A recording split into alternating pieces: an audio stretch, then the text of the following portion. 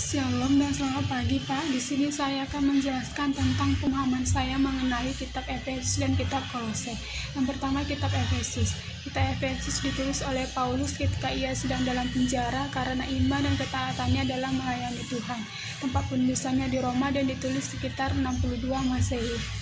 Surat Efesus merupakan salah satu puncak dalam pernyataan Alkitabiah dan menduduki tempat yang unik dalam surat-surat Paulus. Tujuan Paulus menulis surat ini karena didukung oleh masyarakat Efesus pada saat itu.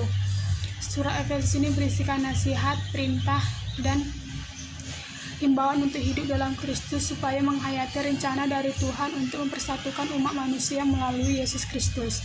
Tujuan Paulus menulis surat ini juga tersirat dalam Efesus 1 ayat 15-17. Surat Efesus ini berisikan 6 pasal.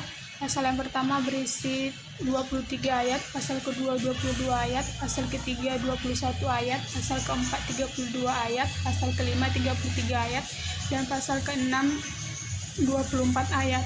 Yang kedua itu kitab Kolose. Kitab Kolose ditulis oleh Paulus, tempat penulisannya di Roma, dan ditulis sekitar 60 sesudah Masehi. Surat Paulus kepada jemaat di Kolose merupakan salah satu kitab dalam Alkitab bagian Perjanjian Baru yang merupakan surat Rasul Paulus kepada jemaat di kota Kolose. Kota Kolose berada di barat daya Asia Kecil di Sungai Likus.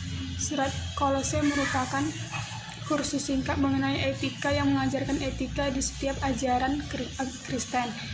Surat Kolose ini berisi 4 pasal. Alasan untuk menulis surat ini karena munculnya bidat yang hendak menghancurkan dan menggantikan Yesus Kristus sebagai inti kepercayaan Kristus adalah suatu campuran yang aneh yang terdiri atas ajaran Kristus.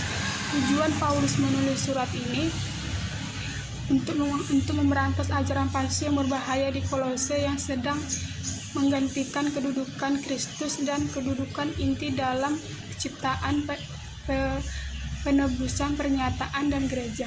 Sekian dari hasil penjelasan saya. Jika ada tutur kata, saya mohon maaf. Sekian, shalom dan selamat pagi Pak.